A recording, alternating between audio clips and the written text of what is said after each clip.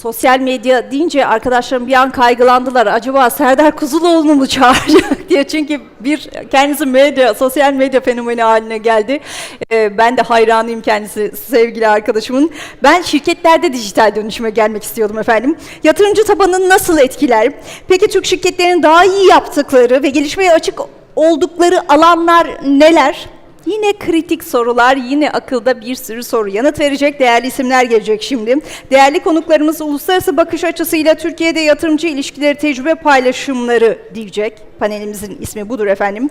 Panelin moderatörlüğünü üstlenecek isim iPro Kıdemli Başkan Yardımcısı Patrick Tobias başta olmak üzere.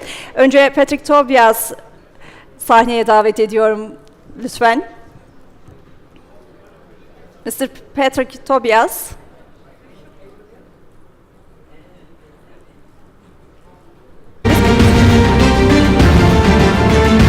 Teknik akşam.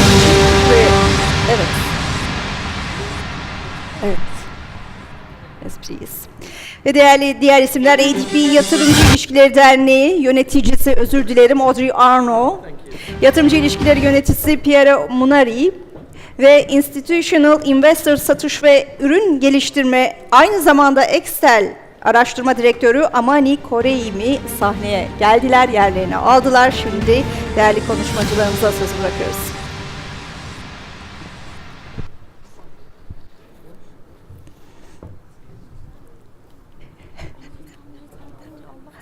Yok.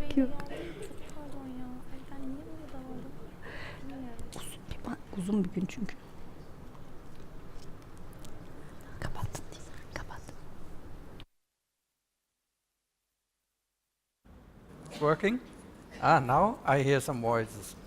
Okay, I think it's working now. So, a very warm welcome. I hope you are still awake enough to go through this session. It's going to be in English because all of us are non-Turkish speaking, so you have to bear with us.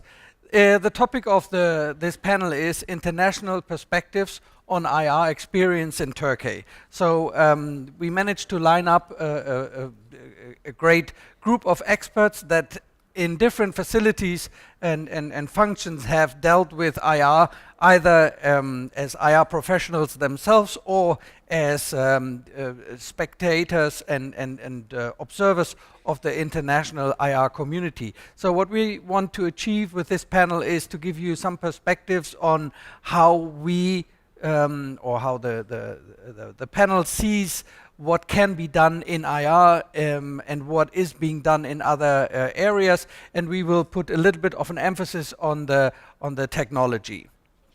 So let me quickly introduce the team. So there's Audrey Arnaud. She is head of the ADP group in France, head of IR, sorry, head of IR of the ADP group in France. And then I make this in the order. I hope that's okay with you. Piero Munari, you are an outspoken IR expert as well. You worked in many different functions in Switzerland, Italy, and probably other regions as well as an IR professional. And then last but not least, there's Amani. You have to help me with your last name here. Have a go at it. Koreim. Koreim, very good. Who talks and is engaged with virtually all companies across Europe in IR perspective. So we will be able to give you some good idea of what other companies are doing, and maybe you can put something in the bag for you and utilize it in your own IR work. So let's kick this off with the first question to you, Armani. Best practice in IR. What do you think? You have a very good overview of the different markets of different companies, small companies, big free float, small free float. How do you, or what would you call best practice? Wow, okay. that's a very broad topic, obviously, because it would involve a number of areas really within IR. I think best practice is really driven by how the investor community sees you and perceives you, and really how you deliver upon their expectations. In our research specifically that we're conducting, we're presenting companies, firms, as well as institutional investors with very specific metrics whereby they actually evaluate the quality of IR. So those kind of attributes range from the quality of the corporate documents to the quality of your meetings to your disclosure to website and so on and so forth. And they've actually told us what they prioritize out of those 10 different metrics. The first area really they always look at is obviously the timely disclosure and appropriate disclosure. So that's obviously quite key, and it's something that everybody would assume and expect.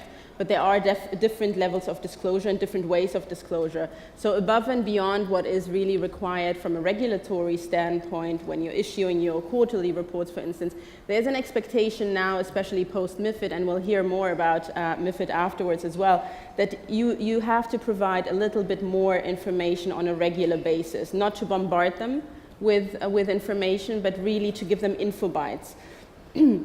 So they can actually more and more understand really your company, the insights of the company, and create a much better vision of where you're going as well.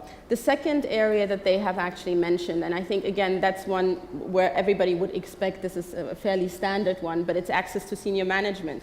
So how accessible are your CEOs and CFOs? And I have to actually say about Turkey and my experience over the last few days, I've not gone into a meeting where an IRO did not say to me literally, I mean verbatim, we're very lucky to have our CFO. And that's something, to have the support from senior management, I think that makes and breaks investor relations and the quality that you're producing day to day, but also strategically. And the companies that I've met, they were obviously in that situation, and I hear from other companies that that's the case too, which isn't necessarily the case in Europe, especially for the smaller mid-cap size companies where they don't really understand the value of IR. The third area is the quality of meetings. So again, you would expect that, but you hear about a lot of meetings that actually don't go so well, where individuals aren't prepared. So I think this is really an opportunity for you to shine and to make sure that you're providing insight, not necessarily only about the company, but really outside and how you as a company fit within the marketplace. And again, I think MiFID has been very disruptive, and we'll be expecting a lot more from investor relations. The onus will be on you to do a lot more, and a lot more efficiently. One of the areas that we're certainly seeing is in the engagement with the investors, that they actually, because of the limited access that they will have potentially to research, that this is an opportunity for you to really fill that gap and to provide the institutions with valuable information, again, not necessarily only about your company specifically, but to really go beyond, above and beyond, and to provide a more contextual view of the company within your region, within your sectorial context. So I think these are really sort of the key areas, and fundamentally you need to know your shareholders, so regular shareholder ID is quite important. In Europe, what we're seeing that some of the bigger institutions, some of the bigger companies, the corporates, are actually doing it maybe 4 or 5, 6, 7 times, 12 times a year, so it's actually quite frequent to be taken in account of your shareholder structure, to understand who's invested in your peers, of course. And I think again, the MiFID spin is you will be doing a lot more work with regards to targeting exercises to really understand really who you need to go after and to have as part of your shareholder structure. I think it's also important to have a very clear idea of what your message is. And that's, I think, will be moving forward even more important to formalize and revise your equity story quite regularly. So I think in terms of communication, what we are seeing specifically is also the Investor Day. Our statistical evidence is telling us that the Investor Day or the Analyst Day, so an event where you are actually gathering people to provide information not only about your company but also ancillary information, is becoming really quite crucial, but it's not as established in Turkish IR. So this is an area that we're seeing where there is room for improvement.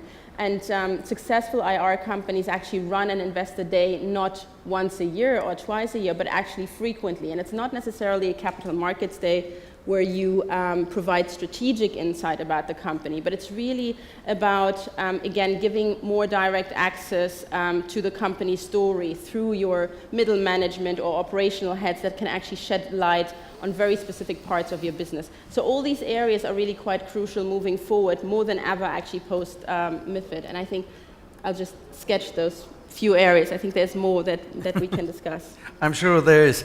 Just a brief answer. I mean, you've met a lot of people recently here in Turkey and over the years. What would you say are the Turkish IR professionals doing very well? What do you perceive to be outstanding? Interesting question. So I think in terms of their engagement, okay, I was going to actually respond to it differently, because what we're seeing when we're comparing it to pan-European companies, we're seeing that even though they obviously get the support from the CFO and CEO invariably, which is actually very good, and as I mentioned, it really makes and breaks IR, we're not seeing the level of engagement in terms of activity level yet. So CEOs and CFOs, when we look at the allocation of time that they spend with investors, they're actually more focused on the top 20 investors. They're not engaging as much with like pan-European investors, with prospective investors or existing investors in terms of investment sort of retention. So this is an area I think where there is definitely room for improvement. When we look actually at the IR structure as well, or the team structure, we're seeing that a lot of IROs in pan-Europe, they're covering corporate access, for instance. So I think in terms of identifying a clearer structure of the IR team is actually really quite important. So we have now people that are focusing on corporate access, marketing intelligence, they organize roadshows. I think having that kind of breakdown within your IR team moving forward will be even more critical. But there are other areas as well in terms of where you can actually branch out and improve. Excellent. Well, thank you very much. Audrey, maybe you can give a little bit of sort of what has worked for you. You've been in that role for quite a while, and obviously IR programs are bound to change all the time with the regulations changing, etc. What is it that has worked for you in your IR program? So just to, do you hear me? No. No. Yeah, just to make a quick introduction on Group ADP, it's a French listed company which develop and manage airports, so Paris Charles de Gaulle, Paris Orly, Paris Bourget. So that's for France, and we also through our subsidiary ADP. So don't give away too much. You have competitors in the room. Exactly. And through our subsidiary ADP International, we manage 127 million passengers through 24 airports. So we are listed since we have been listed since 2006 on the stock market, and our main shareholder is the French state. It's nearly 51%. We made a major step on the international side in 2012, going to Turkey and to buying 38% stake in TAV Airport, and our group is very confident in TAV Airport and in Turkey. We increased last year in 2017 our stake to 46%, and now we can consolidate in our account TAV. This year we continue to accompany TAV with the acquisition of Antalya, and one of the best experiences is really to coordinate and to share between IR teams, so with Narcel and us, to really coordinate the timing of the financial release. The presentation on Antalya is really a good example, and to see at what time is the best moment to share with the market the information, and to see if it's which information should be shared and at what time, for example. And we managed to align and to coordinate all this timing. Then on the job of IR, for me, it's really to accompany the top management and the shareholder on each step of the transformation of the company, and to make the message very clear, because sometimes top management has an idea and we have to explain and to share and to repeat it in order to be very clear with investors. So we are on that point, yeah. What would you say, what is the weighing of when you talk about financials or visions or strategy? Is it 50-50, or do you typically have people in the room that know your financials and you just talk about the vision? Yeah, what's it it like? depends on the investor. If it's a new one, a new shareholder that is trying to increase his stake or is knowing very well, he always wants to have news on the company, latest news, but he knows every figures. New investors, there are no shareholder. They need to have a precise figure to review all their model, and it's more figures than strategy in this case. Okay, I was just curious, and I think one faith that you share with a lot of Turkish companies as well is that you have one anchor investor or one major shareholder. Do you personally think that is an advantage or a disadvantage? It's a shareholder like another one. There is a majority, but at that time we are in a moment where the state wants to go out of want to sell its shares. Yeah. I think we need to validate with the state the choice we are making, but they are enabling us to do what we want to do. So for me, it's not a disadvantage. An advantage, I don't know. Okay, thank you.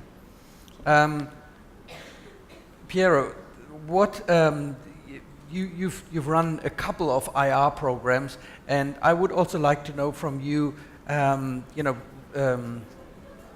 where does IR add value to the whole process, so to say?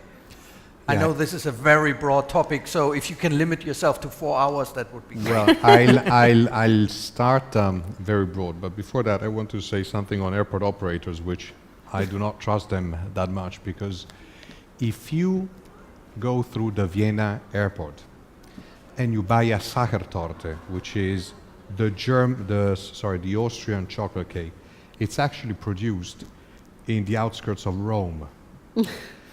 And the reason for that is because the airport operator of the Vienna airport is an Italian sort of airport operator. But leaving that aside and jokes apart, I think I'll start very general. I think what I can advise is, firstly, and I go back to what the gentleman of Egon Zehnder was saying earlier, is be human.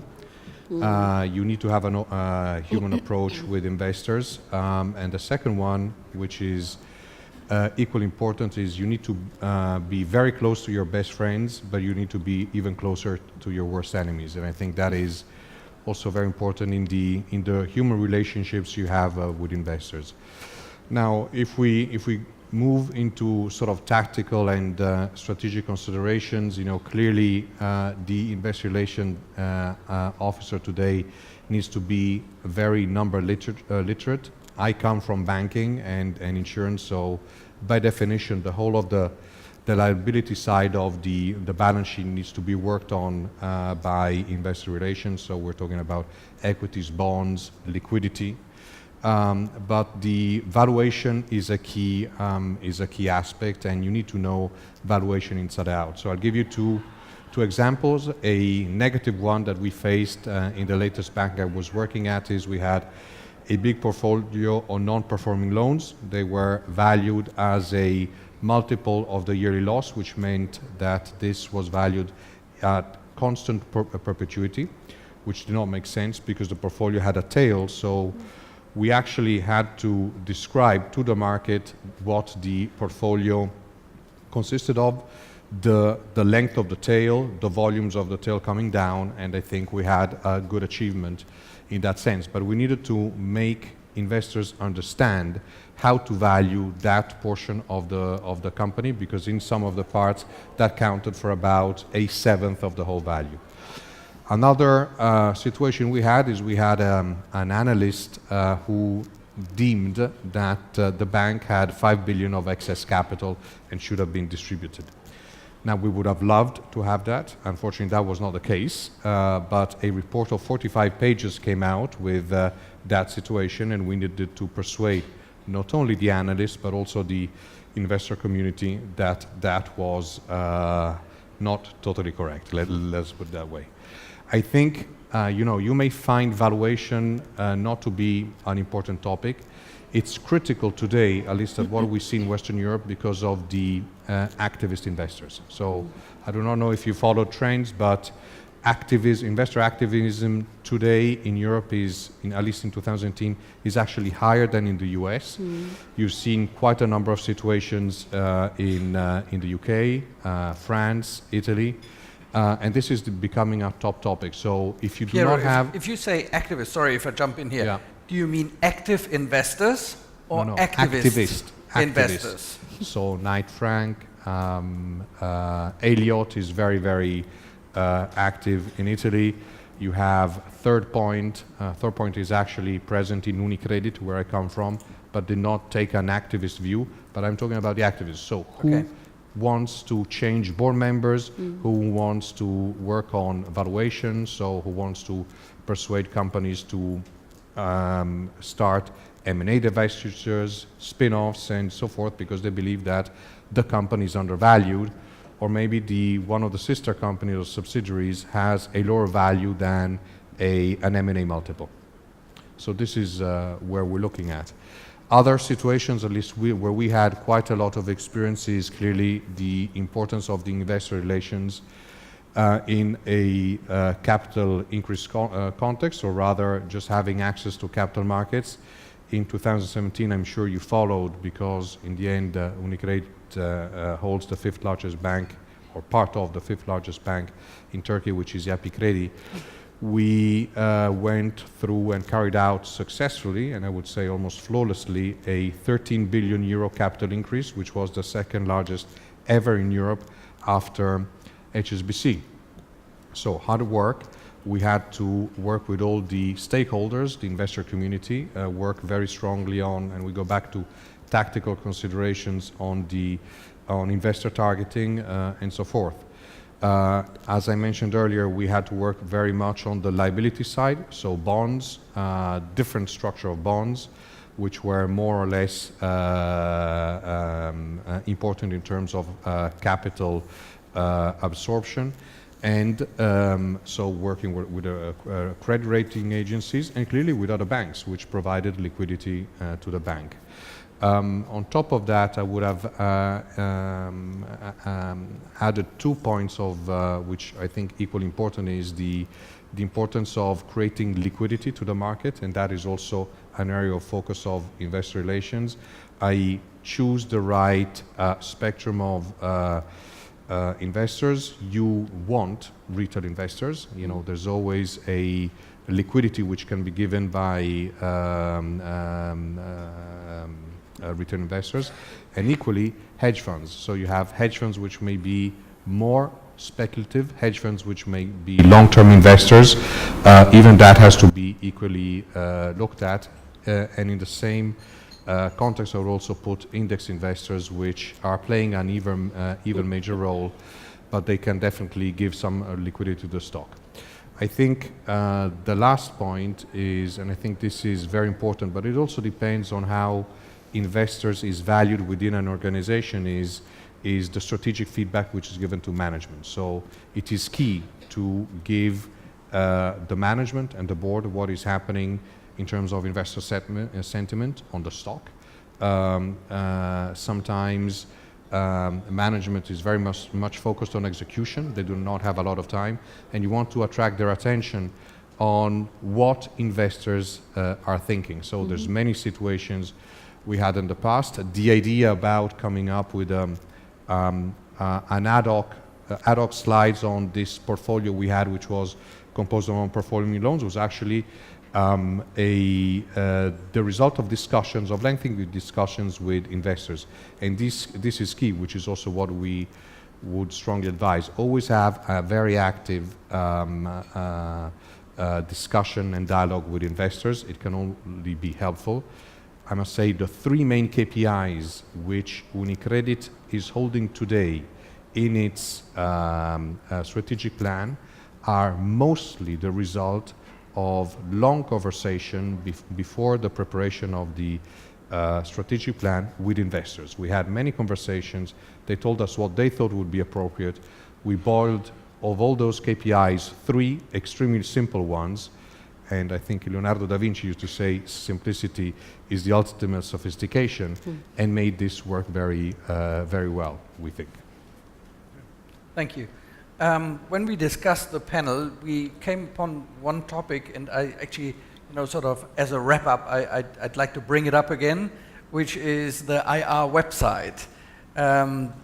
So maybe, Amani, let's kick off with you. You had some comments on websites and what they look like. I could talk for about an hour about websites, but I think that is what's your observation around it? I mean, website is obviously, it's a key gateway for investors to understand the company, especially if they haven't come across the company before. So that's their first point of call. And if the website, like we were talking and we were looking at some of the Turkish websites as well, the Turkish campus website, they have to be, to your point as well, I mean, simple. They have to be simple, but they have to have all the information in them, and then it needs to be easy navigatable.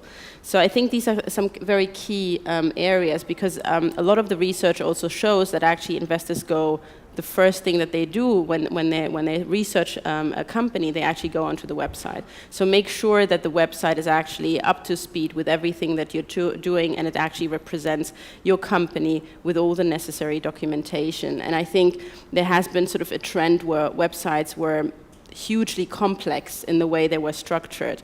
Again, simple is best, I think.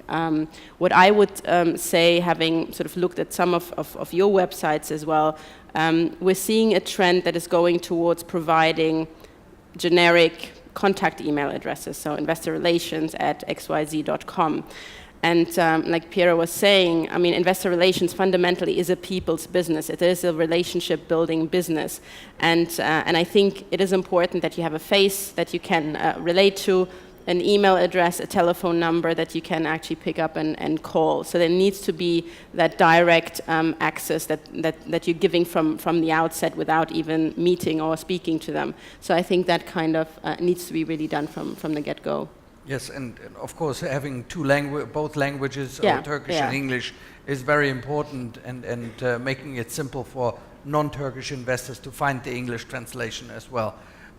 Audrey, I'm not 100% sure, but did you say you did try an IR app, or you didn't? Or what was your takeaway on that? We don't have an IR app, but we have a website for investors, so they can find all the financial release, the presentation, the stock price, all they need to and have you said access you have the to fundamentals or the financials as an Excel download, and not as a PDF, which is great. Yeah, in Excel and not in PDF. And also, if you want to ask question, you have my name, but a generic address to filter the emails, because if you put your own address... If somebody lost his luggage, it's not your email, right? But TAV Airport has a really good app. If you go on there, it's not the website, it's really for the mobile phone, and it's a development that we can do in Group ADP. Have you, Piero, have you experienced with the mobile app? Is that something you have tried, or that has worked for you, maybe? I think, well, I would answer in a different way. I recently gave a small class at a business school, and I think in all the research I did, mobile apps are not very much used by investors, whether retail or institutional. I think in the statistics I saw, the second most important reason for access to a website is financial information. So the first one is about the company, the second one is financial information. And clearly the website needs to be extremely user-friendly. So you can go on websites, they are very complicated, it's very difficult to find what you need, so that creates frustration. If you have frustration, the analyst or investor will move on. If you look at, I think what the best practice is the northern you go, it gets colder in Europe, but investor relations are probably better. You have a lot of information in the websites, which is downloadable on Excel, so very easy to use by investors. And investors and analysts love this. Now, clearly, you need to find it. So the website needs to allow you to easily find all this information. I think this is more valuable than the apps. I mean, we had apps, but they were hardly used, and the statistics proved what we saw. Can I just say something as well about websites? I think more and more it becomes important as buy-siders are actually doing a lot more research now themselves to actually identify viable investment destinations. I think it's very important to have also interactive media on the website. You know, interviews with CEOs, CFOs, those kind of things where you can actually really very quickly get an idea of who they are and get a feel for the company. Because as we said earlier, you know, the CEOs and CFOs are key to the investor relations function if they support it, if they are visible. And it was really quite impressive to see here in your event today so many you know, senior executives here obviously supporting the role. But I think in terms of interactive media, make your information accessible and be creative with it, I think. Well, I'd be careful with the be creative because I've seen a couple of pages that IR-specific websites that look more like a, you know, branding website, and it's very difficult to track the information. So scrolling up and down and left and right, and you're just chasing with the mouse. That's why I said simple is best. I think simple, you know, have very easy, clear drop downs. But yeah, interactive media is very, very effective, and the kind of media that can actually be easily distributed across different social media outlets. I think as well. You kind of need to think about how do you increase the radius of your investor relations story and the equity story of your company. And the more you have that, that's actually really easy sort of multiplied. Yeah, I agree. Well, thank you very much. Thank you for listening in. I hope you don't mind that we made that little excursion over to IR websites. And as you can see, we all have a strong opinion about websites and what they should look like or not look like. Thank you very much, dear panelists. That was very kind of you. I think you all made quite an effort to come here. Thank you very much. It was a pleasure. Thank you. Değerli panelistlerimize ve moderatörlerimize çok teşekkürler diyoruz. Değerli bilgileri ve donanımlarını bizimle paylaştıkları için teşekkürler.